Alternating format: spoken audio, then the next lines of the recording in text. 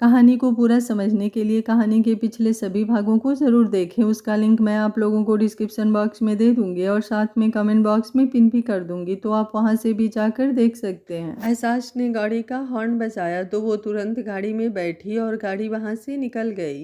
रास्ते में रूहानी बाहर की तरफ देख रही थी। एहसास बार बार उसकी तरफ देखता और उसकी नज़रों को बाहर की तरफ देखकर उसे अजीब सी चिढ़ मचती। वो चाहता था कि रूहानी उसकी तरफ देखे, इसलिए अचानक ही उसने रूहानी के हाथ पर अपना हाथ रखा और उसे कसकर अपने हाथ में जकड़ लिया। रूहानी एकदम से कांप उठी। उसके हिसाब से तो वो निष्कर्ष की बीबी थी, तो ऐसे कैसे कोई दूसरा इंसान उसे टच कर सकता था। उसने तुरंत अपना हाथ पीछे खींचना चाहा, लेकिन एहसास ने उसका हाथ कसकर पकड़ा हुआ था। एहसास ने अपना चेहरा उसकी तरफ घुमाया और बोला, क्या हुआ? इस तरह से बिहेव क्यों कर रही हो? हाथी तो पकड़ा है तुम्हारा, इसमें इतना पैनिक क्यों कर रही हो? रूहानी गुस्से से बोली, अभी इसी वक्त मेरा हाथ छोड़िए वरना मैं आपको छोड़ूंगी नहीं। पहले भी आपने वॉशरूम में मुझे किस की थी और फिर सारा ब्लेम मुझ पर डाल दिया, और अब आप इस तरह से मुझे टच कर रहे हैं, ये गलत है। आप मेरे साथ ऐसा नहीं कर सकते। एहसास हल्का सा मुस्कुराया और बोला, लेकिन मैं तो करूँगा और तुम मुझे रोक नहीं सकती। रूहानी झट से बोली, क्यों नहीं रोक सकती? मैं रोक सकती हूँ आपको, और आप मेरे साथ ऐसा नहीं कर सकते। अगर आपने अभी अपनी हरकतों को बंद नहीं की तो मैं ये सब कुछ निष्कर्ष को बताऊंगी। देखना फिर वो आपका क्या हाल करेंगे, आपका कचूमर बनाकर रख देंगे। उसकी बात पर एहसास हंसा। वो यही सोच रहा था कि जो इंसान दिखता ही नहीं है वो उसका कचूमर कैसे बनाएगा।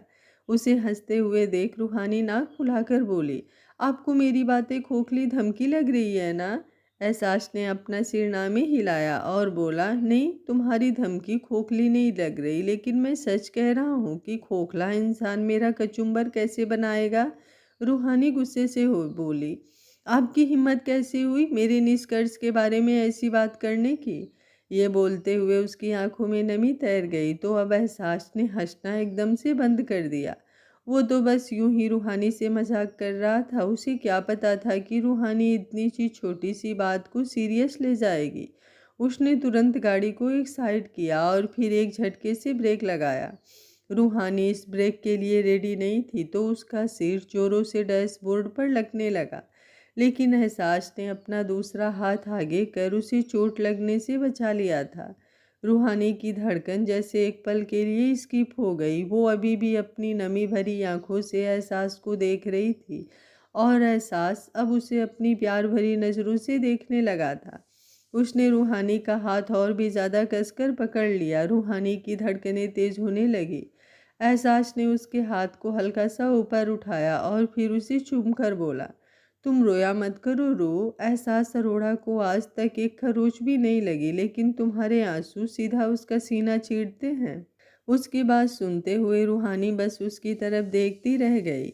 एहसास अभी भी हसरत भरी निगाहों से उसे देख रहा था। एक बार पहले भी वो इस पल को जी चुका था, जब रूहानी यूं ही उसके सामने गाड़ी में बैठी थी और एहसास उसके इतना करीब था कि उसे किस करने वाला था, लेकिन उस दिन वो रुक गया। पर आज शायद वो रुकने नहीं वाला था। वो धीरे धीरे रूहानी पर झुकने लगा और रूहानी पीछे की तरफ होने लगी और फिर उसकी पीठ बिल्कुल दरवाजे से लग गई, लेकिन एहसास उसके ऊपर से नहीं हटा। उसका चेहरा अब रूहानी के चेहरे के बिल्कुल करीब आ गया था और अगले ही पल उसने अपने लबों को हल्का सा रूहानी के लबों पर रख दिया तो रूहानी की आंखें एकदम से बड़ी हो गई। उसके हाथ तुरंत एहसास के कंधों पर आ गए। वहीं एहसास बस इतने में ही रुक गया था। वो रूहानी को किस तो करना चाहता था, लेकिन वो जानता था कि अगर उसने ऐसा वैसा कुछ किया तो बहुत जल्दी हो जाएगा। वो रूहानी की तरफ अपने कदम बढ़ाना चाहता था, लेकिन धीरे धीरे। वहीं रूहानी अब उसे जोर से धक्का दिया और गहरी गहरी सांसें लेने लगी। वो हैरानी से एहसास की तरफ देख रही थी और एहसास के चेहरे पर हल्की सी मुस्कुराहट थी।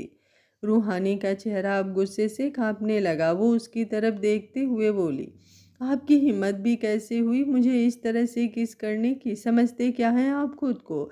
आपको शर्म नहीं आती है क्या मेरे साथ इतनी घटिया हरकत करते हुए? मैरिड लड़की हूँ, मैं आपकी पर्सनल असिस्टेंट हूँ, आपकी गर्लफ्रेंड या बीबी नहीं। जो आप मेरे साथ इस तरह से रोमांस करने की कोशिश कर रहे हैं। मैंने आपको पहले भी कहा था कि अगर आप अपनी हरकतों से बाज नहीं आए तो मैं निष्कर्ष को आपके बारे में सब कुछ बता दूंगी। लेकिन लगता है आपको मेरी बात समझ में नहीं आई और अब मुझे आपको कुछ समझाना भी नहीं है। अब बस मुझे आपसे दूर रहना है। आप जैसा घटिया इंसान मैंने अपनी ज़िंदगी में नहीं देखा। मुझे नहीं जाना आपके साथ ऑफिस, मैं अकेली चली जाऊंगी। ये बोलकर वो गाड़ी से बाहर निकलने की कोशिश करने लगी, लेकिन गाड़ी का दरवाज़ा लॉक था, जो सिर्फ एहसास ही खोल सकता था। उसने 2-4 बार कोशिश की, लेकिन जब गाड़ी का दरवाज़ा नहीं खुला तो उसने पलटकर एहसास की तरफ देखा। वो गुस्से से बोली, दरवाज़ा खोलिए। एहसास मुस्कुराते हुए बोला, नहीं खोलूँगा। रूहानी और भी ज़्यादा गुस्से में बोली, क्यों नहीं खोलेंगे? मैंने कहा दरवाज़ा खोलिए, मुझे बाहर जाना है। आप मेरे साथ ज़बरदस्ती नहीं कर सकते। आप बहुत गंदे हैं। मैंने आपको अच्छा इंसान समझा था, इसलिए आपकी हेल्प की, आपको अपने घर में जगह दी, आपको निष्कर्ष के कपड़े भी दिए, आपके लिए आपका फेवरेट नाश्ता भी बनाया, लेकिन आप तो बड़े ही गंदे निकले। मुझे आपसे अब कोई बात ही नहीं करनी। बस मुझे यहाँ से जाना है, इसलिए जल्दी से दरवाज़ा खोलिए। एहसास एक बार फिर से मुस्कुराते हुए बोला, जब मैंने एक बार कह दिया रूह कि मैं ये दरवाज़ा नहीं खोलूँगा, मतलब नहीं खोलूँगा। तुम्हें मेरे साथ ही ऑफिस चलना होगा, लेकिन इतना प्रॉमिस मैं कर सकता हूँ कि अगर तुम मुझे इंस्टिगेट नहीं करोगी, क्यूट क्यूट हरकतें नहीं करोगी जिसकी वजह से मैं तुम्हें प्यार करने के लिए पागल हो जाऊँ, तो अब मैं तुम्हें परेशान नहीं करूँगा, आई प्रॉमिस। ये बोलते हुए उसने अपने गर्दन पर चिकोटी काटी। रूहानी उसे टेढ़ी टेढ़ी नज़रों से देख रही थी। एहसास ने अब एक बार फिर से गाड़ी स्टार्ट की और रूहानी का हाथ पकड़ लिया। रूहानी ने झट से अपना हाथ पीछे खींचते हुए कहा, लेकिन आपने वादा किया था कि अब आप ऐसी वैसी कोई हरकत नहीं करेंगे। एहसास हल्का सा मुस्कुराकर बोला, किस करने की बात की थी मैंने रूह? हाथ पकड़ना तो नॉर्मल है मेरे लिए तो किस करना भी नॉर्मल है, लेकिन सिर्फ तुम्हारे लिए मैं खुद को रोक रहा हूँ। रूहानी गुस्से से बोली, क्या मतलब है आपका कि आपके लिए किस करना नॉर्मल है? क्या आप ऐसे ही किसी को किस कर लेते हैं? एहसास ने अब गुस्से से उसे देखा और बोला, खबरदार अगर मेरे कैरेक्टर पर सवाल उठाया रूह। मैं अखंड सिंगल हूँ और मैंने आज तक कभी किसी लड़की को किस नहीं किया और ना ही कभी किसी रिलेशनशिप में रहा। तुम मेरी पहली और आखिरी पसंद हो। उसकी बात सुनकर रूहानी हैरान रह गई, लेकिन अगले ही पल वो गुस्से से बोली, मुझे नहीं बनना आपकी पसंद। मैं सिर्फ आपकी कंपनी में जॉब करती हूँ, आपकी पर्सनल असिस्टेंट हूँ। इसके अलावा हम दोनों के बीच कोई रिश्ता नहीं है। मैं निष्कर्ष की बीवी हूँ। मेरा नाम रूहानी निष्कर्ष वर्मा है। आखिरी बार बता रही हूँ आपको, इसलिए कान खोलकर सुन लीजिए। एहसास ने गाड़ी ड्राइव करते ही मुस्कुराकर उसकी तरफ देखा और बोला, ये तो मैंने बहुत बार सुन रखा है, पर तुम इतनी फिक्र क्यों कर रही हो? तुम्हें टेंशन लेने की ज़रूरत नहीं है। मैं निष्कर्ष को कुछ पता नहीं चलने दूंगा। दोनों सीक्रेट अफेयर चलाएंगे। ये बोलते हुए उसने अपनी आई विंग की और रूहानी और भी ज़्यादा हैरान हुई। वो गुस्से से तरह तरह के मुंह बनाने लगी। वो नाक फुलाकर बोली, मुझे आपसे कोई बात ही नहीं करनी। ये बोलकर उसने अपना चेहरा दूसरी तरफ घुमा लिया और उसे इरिटेट होते हुए देख एहसास के चेहरे पर लंबी सी मुस्कुराहट तैर गई।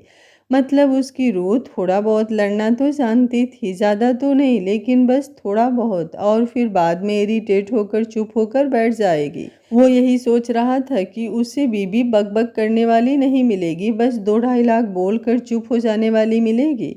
उसने अभी भी रूहानी का हाथ कसकर पकड़ा हुआ था, तो उसका बड़ा मन कर रहा था कि वो रूहानी को एक बार फिर से छोड़े, उसके साथ पंगे ले, उसके हाथ को दोबारा चूम ले। लेकिन उसने खुद को रोकने की कोशिश की, पर जब नहीं रोक पाया तो उसने सच में रूहानी के हाथ को दोबारा चूम ही लिया। रूहानी ने पलटकर उसकी तरफ देखा। एहसास मुस्कुराते हुए बोला, क्या करूं? मन कर रहा था, बट डोंट वरी, किसी को बताऊंगा नहीं मैं। ये हम दोनों के बीच सीक्रेट रहेगा। उसकी बात पर रूहानी ने एक बार फिर से मुंह बनाते हुए अपना चेहरा दूसरी तरफ घुमा लिया। वो एहसास से अपना हाथ पीछे खींचने की कोशिश कर रही थी, लेकिन एहसास उसका हाथ छोड़ ही नहीं रहा था। रूहानी ने हार कर अपना हाथ छुड़ाने की कोशिश करना भी बंद कर दिया और बाहर की तरफ देखने लगी। कुछ ही देर में वो लोग ऑफिस पहुंचे तो एहसास ने रूहानी का हाथ छोड़ा। रूहानी ने राहत की एक सांस ली और जैसे ही एहसास ने गाड़ी को अनलॉक किया, रूहानी तुरंत गाड़ी से बाहर निकल गई। वो तेज तेज कदमों से सीढ़ियों की तरफ बढ़ रही थी, लेकिन एहसास भी कम नहीं था। वो भी जल्दी से रूहानी के पीछे आया और जैसे ही रूहानी ने पहली सीढ़ी पर अपना पैर रखा, एहसास ने तुरंत उसे अपनी गोद में उठा लिया। रूहानी की आंखें बड़ी हो गई। वो झट से बोली, क्या कर रहे हैं आप सर? क्यों कर रहे हैं आप ऐसा? क्यों आप मेरे पीछे पड़े हैं? हम ऑफिस पहुंच गए हैं, यहाँ पर सब लोग हैं। कोई हमें देखेगा तो क्या सोचेगा? कोई आपको तो कुछ नहीं कहेगा क्योंकि आप तो यहाँ के ऑनर हैं, लेकिन लोग मुझे गंदी गंदी नज़रों से देखेंगे। एहसास हल्का सा मुस्कुराया और लिफ्ट की तरफ बढ़ने लगा। उसने रूहानी की तरफ देखा जिसकी आंखों में नमी थी। वो उसे देखते हुए बोला, मैं तो तुम्हें लोगों को देखने ही ना दूं, तुम गंदी नज़रों की बात करती हो। अगर मेरी इजाज़त के बिना किसी ने मेरी रूह को देखा भी तो मैं उसे जिंदा नहीं छोड़ूंगा।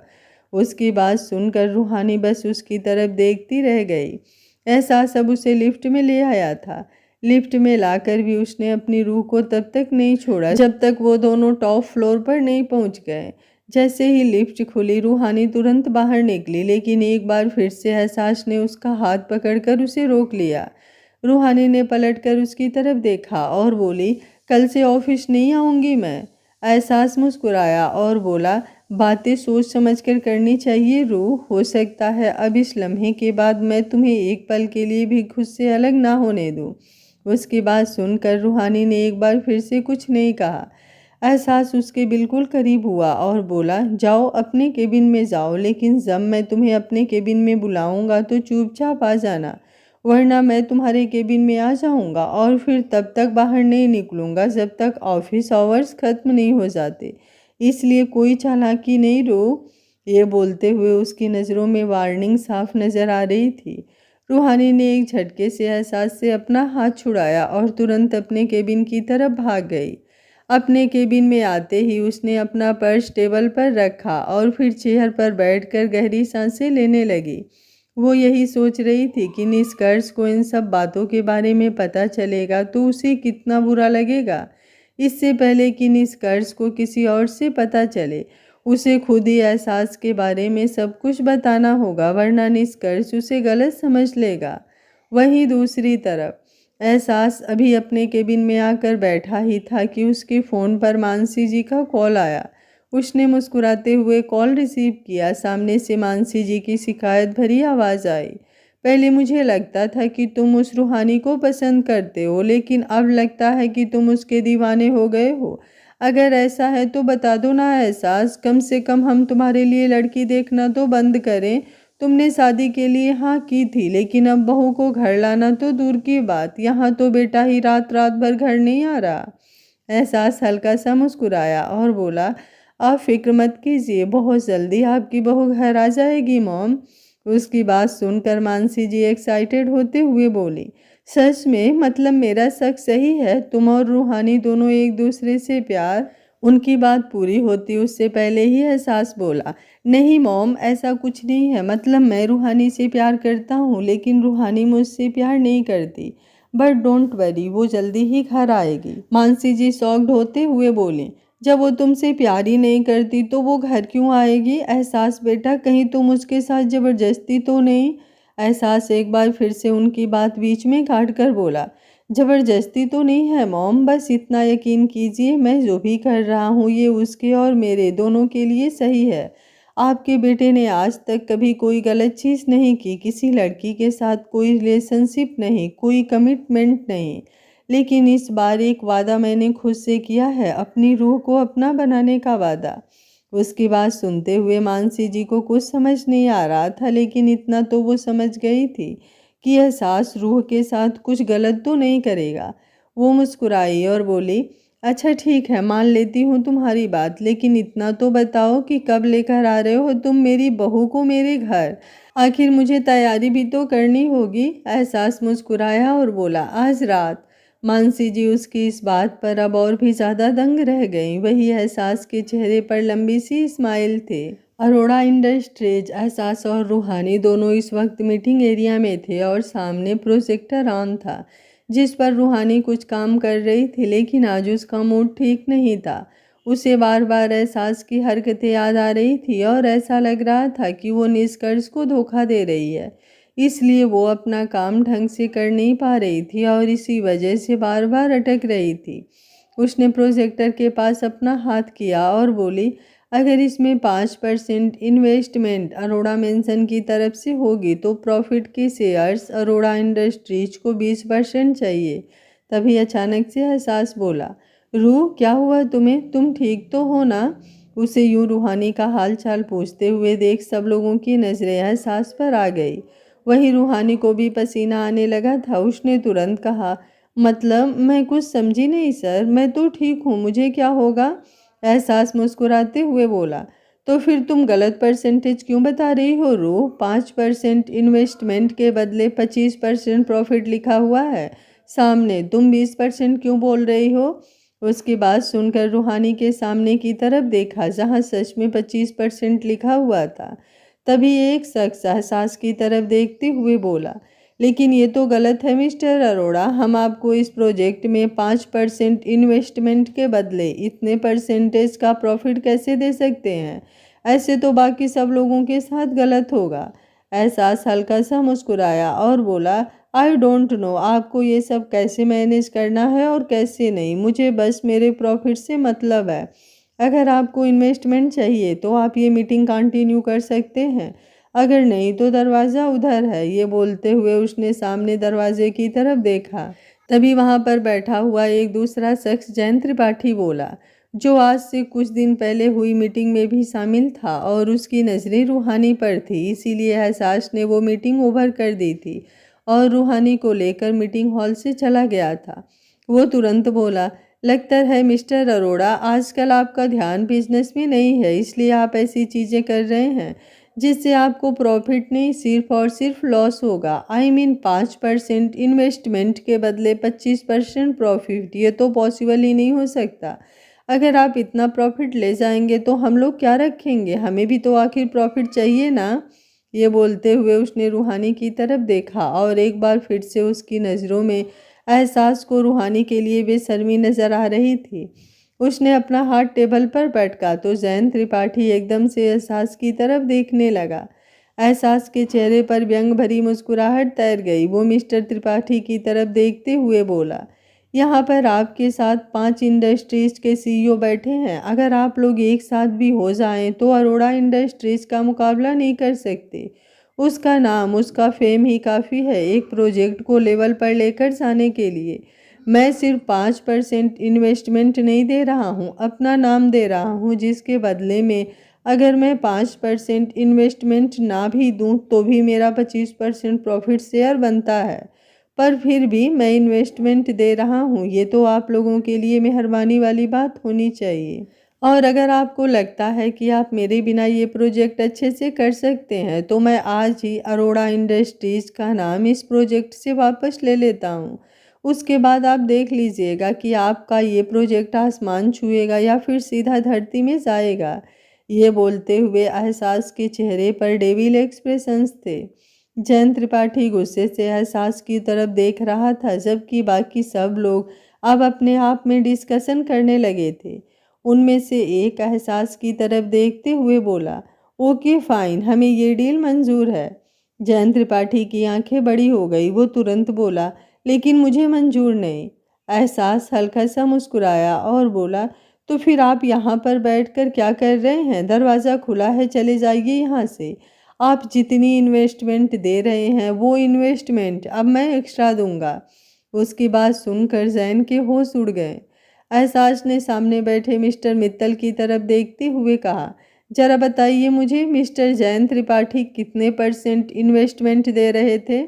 मिस्टर मित्तल ने तुरंत कहा, 10%।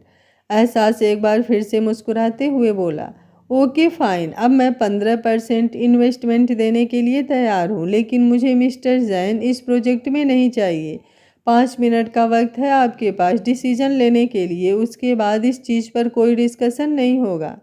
ये बोलते हुए एहसास के चेहरे पर बड़े ही डेविल एक्सप्रेशंस थे। रूहानी हैरानी से उसकी तरफ देख रही थी। उसने कुछ वक्त पहले एहसास के साथ इस प्रोजेक्ट पर कुछ डिस्कशन किया था और उन बातों से साफ पता चल रहा था कि एहसास को इस प्रोजेक्ट में इंटरेस्ट नहीं है।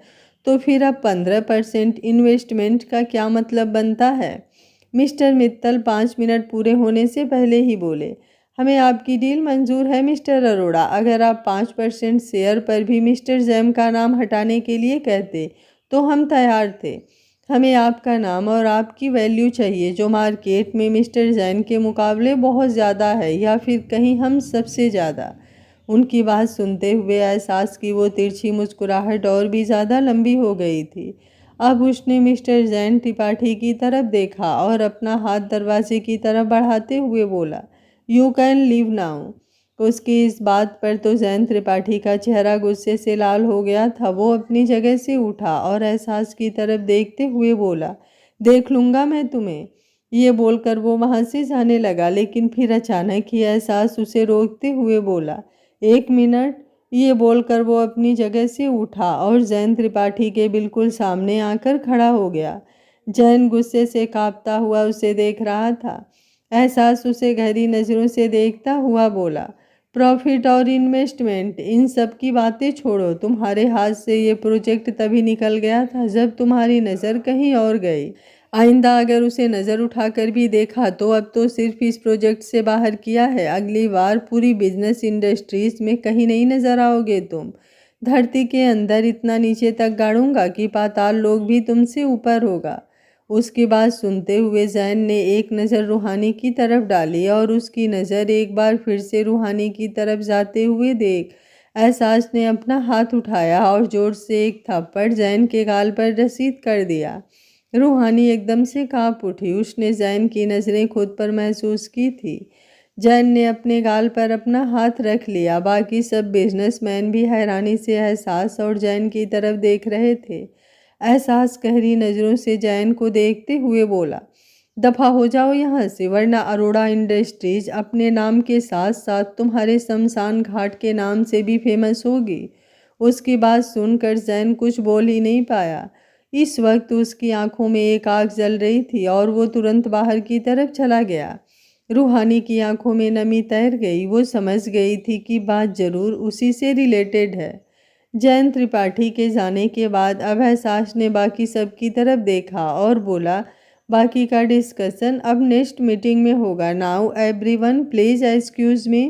जैसे ही उसने कहा बाकी सब लोग अपनी अपनी जगह से उठे और बाहर की तरफ जाने लगे। रूहानी ने भी अपनी सारी फाइल्स उठाई और सबके जाने के बाद वहाँ से जाने लगी, लेकिन वो वहाँ से जाती उससे पहले ही एहसास ने उसका हाथ पकड़कर उसे रोक लिया। रूहानी का दिल धक सा रह गया। उसने पलटकर एहसास की तरफ देखा और बोली, क्या हुआ सर, मुझे जाने दीजिए ना। आपने सबको जाने के लिए कहा तो मुझे भी तो जाना होगा। एहसास ने उसे धीरे धीरे अपनी तरफ खींचा और उसकी कमर पर अपना हाथ रखकर उसकी सारी फाइल्स को उसके दोनों हाथों से लिया और फिर उसके गाल पर अपना हाथ रख दिया। रूहानी बुरी तरह से कांप रही थी। एक तो वैसे ही एहसास उसके साथ अजीब सी बातें करता था और अब तो वो उसे माथे पर और होठों पर दोनों जगह किस दे चुका था। वो तुरंत बोले, प्लीज़ सर मेरे साथ ऐसी चीज़ें मत किया कीजिए, मुझे बिल्कुल अच्छा नहीं लगता। एहसास उसे नशीली सी नज़रों से देखते हुए बोला, अच्छा तो मुझे नहीं लगता। रोज़ जब तुम्हें कोई देखता है तो तुम्हें पता है वो जैन तुम्हें गंदी नज़रों से देख रहा था। लड़कियों को कोई बुरी नज़र से देखे तो बुरा लगता है। एक लड़का होने के नाते मुझे उनकी हेल्प करनी चाहिए, लेकिन मैंने आज तक कभी ऐसा कुछ नहीं किया, क्योंकि बाद में वही लड़कियां उन मवाली लड़कों के साथ चली जाती हैं और हम जैसे अच्छे लोग बस मजाक बनकर रह जाते हैं और मैं लोगों की इतनी टेंशन लेता भी नहीं। लेकिन तुम मेरे दिमाग में हिट करने लगी हो रू। तुम पर किसी की नज़र तो क्या, मुझे लगता है अगर कोई अपने लबों से तुम्हारा नाम भी लेगा तो मुझे बर्दाश्त नहीं होगा। ऐसा लगता है जैसे तुम पर सिर्फ मेरा हक है। तुम्हारा नाम लेने का, तुम्हें देखने का, तुम्हें प्यार करने का हक सिर्फ और सिर्फ मेरा है। ये बोलते हुए एहसास की गर्म सांसें रूहानी को अपने चेहरे पर महसूस हो रही थी। उसका दिल जोरों से धड़क रहा था और होठ फड़फड़ाने लगे थे। उसने एक बार फिर से एहसास की बाहों से निकलने की कोशिश की और बोली, मुझे मुझे यहाँ से जाना है, मुझे निष्कर्ष को फ़ोन करना है, कुछ इम्पोर्टेंट बात करनी है। ये बोलकर वो जैसे ही वहाँ से जाने लगी, एहसास ने अचानक ही उसे अपने कंधे पर उठा लिया। रूहानी पूरी तरह से दंग रह गई। एहसास उसे सामने टेबल पर लेकर आया और अगले ही पल उसे टेबल पर बिठाकर उसने उसकी कमर को अपने हाथों से कसकर पकड़ लिया। रूहानी उसकी तरफ देखते हुए बोली, ये आप क्या कर रहे हैं सर? प्लीज़ ऐसा मत कीजिए ना। मैं आपको कितनी बार मना कर चुकी हूँ कि मुझे आपकी ये सब हरकतें पसंद नहीं, लेकिन फिर भी आप मानते नहीं। क्यों कर रहे हैं आप ये सब? क्यों आप मेरे और निष्कर्ष के बीच आ रहे हैं? मैं शादीशुदा हूँ, आपको मेरे साथ ये सब हरकतें नहीं। उसकी बात पूरी होती उससे पहले ही एहसास ने उसके होठों पर अपनी उंगली रखी और बोला, तुमसे किसने कहा कि मैं तुम्हारे और निष्कर्ष के बीच आ रहा हूँ रो? मैं किसी के बीच नहीं आ रहा रो। मुझे तो सिर्फ तुमसे मतलब है। मैं तो तुम्हारे अंदर समाना चाहता हूँ, तुम्हारी रूह में बसना चाहता हूँ और तुम्हें अपने अंदर बसाना चाहता हूँ। उसकी बात सुनकर रूहानी उसकी तरफ देखती ही रह गई और एहसास ने अब अपना एक हाथ उसकी कमर से हटाकर उसके चेहरे पर रखा और फिर पूरी तरह से उसके चेहरे पर झुककर उसे किस करने लगा। आज सुबह उसने रूहानी के लबों को बिल्कुल हल्का सा टच किया था, लेकिन अब वो उसे डीप और इंटेंस किस कर रहा था। रूहानी की आंखों में आंसू थे और उसके हाथ एहसास के कंधों पर कसे हुए थे। तकरीबन 5-7 मिनट एहसास यूं ही रूहानी को किस करता रहा और फिर वो बहुत ही प्यार से रूहानी से दूर हुआ तो रूहानी की आंखों में आंसू थे। एहसास ने उन आंसुओं को देखा तो हल्का सा मुस्कुरा कर बोला, मैं जानता हूँ तुम्हें बुरा लग रहा है रो, लेकिन sorry, I can't do anything. मैं खुद को कंट्रोल भी नहीं कर सकता और मुझे पता है कि मैं कुछ गलत नहीं कर रहा। रूहानी रोते हुए बोली, गलत नहीं, आप बहुत गलत कर रहे हैं सर। आप पिछले 2 दिन से मेरे साथ अजीब अजीब सी हरकतें कर रहे हैं और अब तो आपने सारी लिमिट क्रॉस कर दी। I just hate you. ये बोलकर उसने एहसास को खुद से अलग किया और फिर तुरंत मीटिंग रूम से बाहर की तरफ भाग गई।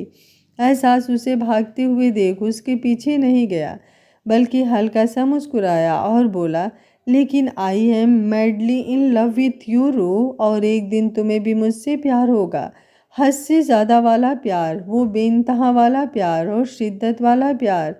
उस दिन मेरी इस हरकत पर तुम मुझसे नाराज़ नहीं होने वाली, बल्कि तुम भी मेरा साथ दोगी, और जब तुम मेरा साथ दोगी तो वो पल और भी ज़्यादा खूबसूरत होगा।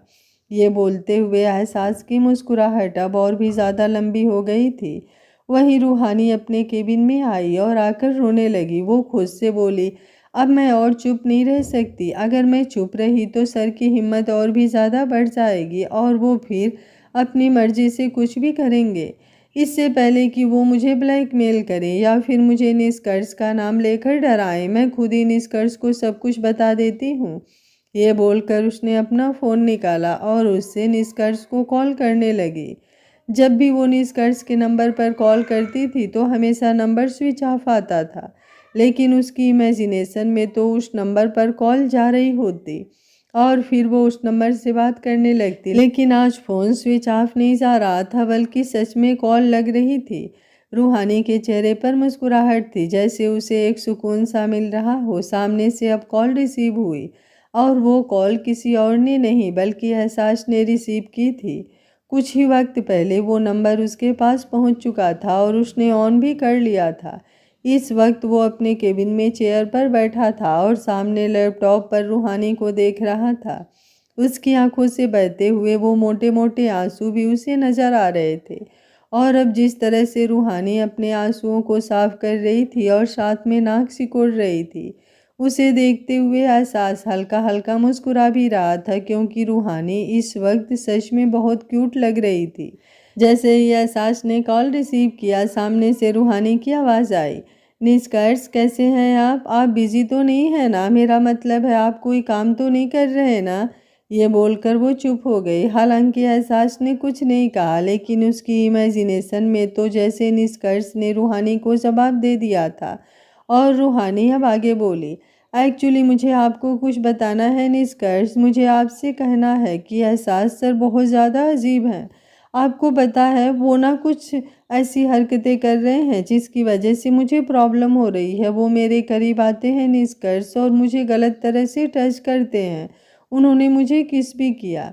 उसकी बात सुनते हुए एहसास को हंसी आ रही थी। भला ऐसी बातें भी कोई किसी को बताता है क्या? लेकिन उसकी रूह फिलहाल जिस हालत में थी ऐसा करना भी नॉर्मल था। सच में उसकी रूह बहुत मासूम थी। रूहानी एक बार फिर से बोली, अब आप ही बताइए निष्कर्ष मैं क्या करूं? सामने से निष्कर्ष ने कोई जवाब नहीं दिया, लेकिन रूहानी खुद से ही बोली, मैं बहुत जल्दी ये जॉब छोड़ दूंगी निष्कर्ष। मैं अपने लिए कोई और जॉब ढूंढ लूंगी। आप फिक्र मत कीजिए, घर का सारा खर्चा मैं अच्छे से चला लूंगी। अगर आपकी जॉब से पैसे भी नहीं आएंगे तो भी कोई दिक्कत नहीं। उसकी बात सुनते हुए अब एहसास को फील हुआ कि क्यों रूहानी ये जॉब छोड़ना नहीं चाहती थी, क्योंकि उसके ऊपर घर के खर्चों का प्रेशर था। वैसे भी निष्कर्ष तो है ही नहीं, तो वो काम आएगा भी क्या? ऐसे में फ्लैट का रेंट और बाकी सब चीज़ तो रूहानी को ही पे करनी होती होगी। उसके लिए फिर जॉब तो सच में बहुत ज़्यादा ज़रूरी होगी। रूहानी आगे कुछ कहती उससे पहले ही उसके केबिन का दरवाज़ा खुला। कोई एम्प्लाई उसके केबिन में आया था, जिसे देखकर एहसास की भी आंखें बड़ी हो गई थी। वो एक लड़की थी जिसका नाम रिचा था। एहसास उसे गहरी नज़रों से देख रहा था। वहीं रिचा को अंदर आते हुए देख रूहानी ने तुरंत कॉल डिस्कनेक्ट कर दिया। रिचा रूहानी के सामने आकर खड़ी हुई और बोली, पहले तुम क्लीनिंग डिपार्टमेंट में जॉब करती थी ना? रूहानी ने अपना सर हाँ में हिलाया और बोली, हाँ, लेकिन आप ये क्यों पूछ रही हैं? रिचा ने टेबल पर हाथ रखे और बोली, बस इसलिए ताकि कंफर्म कर लूं कि कुछ ऐसा खास तो नहीं है तुम में जो तुम रातों रात बॉस की पर्सनल असिस्टेंट बन जाओ। मुझे समझ में नहीं आ रहा कि बॉस ने तुम्हारे अंदर क्या देखा जो उन्होंने तुम्हें एक ही दिन में अपनी पर्सनल असिस्टेंट बना लिया। सच में मानना पड़ेगा, कभी कभी अमीर लोग कुछ ज़्यादा ही दिलदार हो जाते हैं। लेकिन मेरी बात तुम कान खोलकर सुनो। उसकी बात पर रूहानी भी हैरानी से उसकी तरफ देखने लगी। उसे रिचा की बातें बहुत बुरी लग रही थी। उसकी आंखों में एक बार फिर से नमी आ गई थी और उसकी आंखों में वो नमी देखकर एहसास ने गुस्से से अपनी मुट्ठियां कस ली थी। लेकिन वो अपनी जगह से हिला नहीं, बल्कि यूं ही उन दोनों को देखता रहा। रिचा का हिसाब तो वो बाद में तसल्ली से करने वाला था। वहीं रिचा रूहानी की तरफ देखते हुए बोली, मैं एहसास सर को पसंद करती हूँ। पिछले 2 साल से मैंने उनकी पर्सनल असिस्टेंट को ऑफिस में टिकने नहीं दिया। जो भी आती मैं उसे तुरंत भगा देती, लेकिन तुम स्पेशल तरीके से आई हो तो तुम्हें भगाना भी स्पेशल तरीके से पड़ेगा। इसलिए बेहतर होगा मैं अपना स्पेशल तरीका अपनाऊं। तुम खुद ही ये जॉब छोड़कर चली जाओ। रूहानी तुरंत बोली, तुम फिक्र मत करो, मुझे नहीं पता तुम्हारे और एहसास सर के बीच क्या है क्या नहीं, लेकिन मैं सच में ये जॉब छोड़कर जा रही हूँ। आज मेरा इस ऑफिस में आखिरी दिन है। कल से मैं इस ऑफिस में नहीं आऊँगी, आई प्रॉमिस। उसकी बात सुनकर रिचा मुस्कुराई और बोली, फिर तो बहुत अच्छी बात है, मुझे तो कुछ करना ही नहीं पड़ा। काफ़ी समझदार लगती हो तुम। वेल, इस ऑफिस में अपना आखिरी दिन अब तुम इंजॉय करो, मैं चलती हूँ। ये बोलकर वो केबिन से बाहर चली गई और एहसास गुस्से से उसे देखने लगा। उसने अपने जबड़े कसते हुए कहा, इसकी हिम्मत भी कैसे हुई मेरी रूह को इस तरह की बातें कहने की? और क्या कह रही थी कि ये मेरी किसी पर्सनल असिस्टेंट को यहाँ पर टिकने नहीं देती? ओह गॉड, मैंने आज तक कभी इस बात पर गौर क्यों नहीं किया? इसे तो मैं बताता हूँ। ये बोलकर एहसास अपनी जगह से उठा और फिर लैपटॉप में रूहानी की तरफ देखते हुए बोला, सॉरी रू, लेकिन तुम्हारे पास मैं थोड़ी देर बाद आऊँगा। विल, तुम्हारे पास भी मैं नहीं आऊँगा। आएगा तो कुछ और, लेकिन पहले मैं इस रीचा पीछा का हिसाब कर लूँ। ये बोलकर वो अपने केबिन से निकला और सीधा रीचा के केबिन की तरफ बढ़ गया। रीचा एहसास के सभी प्रोजेक्ट्स पर काम करती थी, इसलिए वो एहसास की पर्सनल असिस्टेंट से भी काफ़ी ज़्यादा टच में रहती थी। अभी फ़िलहाल वो अपने केबिन में आकर अपने नेल्स पर नेल पेंट लगा रही थी कि तभी केबिन का दरवाज़ा खुला और एहसास अंदर की तरफ आया। इस तरह से एहसास को अपने केबिन में आते हुए देख वो शॉक्ड रह गई, क्योंकि आज तक कभी एहसास उसके केबिन में नहीं आया था और इसी बात पर उसे जलन हो रही थी, क्योंकि रूहानी के केबिन में एहसास बहुत बार जा चुका था। वो उसकी तरफ देखते हुए बोली, आप यहाँ पर सर, अगर कोई काम था तो आप मुझे बुला लेते। एहसास व्यंग से मुस्कुराया और बोला, नहीं नहीं मिस ऋचा, मैं ऐसा कैसे कर सकता हूँ। मैं इतनी बड़ी तकलीफ आपको कैसे दे सकता हूँ। ये बोलते हुए एहसास बिल्कुल ऋचा के करीब आ गया था। ऋचा अपनी जगह से उठी और मुस्कुराते हुए बोली, सर मैं आपकी बातों का मतलब समझी नहीं। अगर कोई काम है तो बताइए ना, मैं अभी कर देती हूँ। ये बोलते हुए उसने अपने बालों को बड़े ही अंदाज से कंधे से पीछे झटकाया। एहसास ने नोटिस किया कि वो ये हरकतें हर बार करती है, लेकिन आज तक उसने कभी ध्यान नहीं दिया था, क्योंकि आज तक कभी उसने ऋचा को उन नज़रों से देखा ही नहीं था। लेकिन अब उसकी नज़रें ऋचा पर और भी ज़्यादा गहरी हो गई थी। वहीं ऋचा उसकी तरफ देखते हुए बोली, बताइए ना सर, क्या चाहते हैं आप। ये बोलते हुए उसकी आवाज़ में एक अलग ही मदहोशी नज़र आ रही थी और अचानक ही वहाँ पर एक ज़ोरदार थप्पड़ की आवाज़ गूंजी और ऋचा सीधा अपनी चेयर पर आकर गिरी।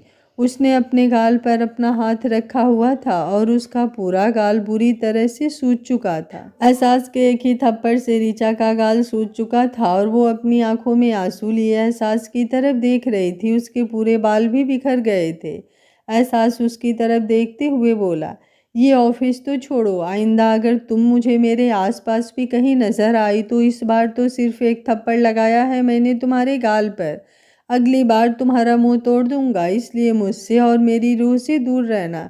Now just get lost.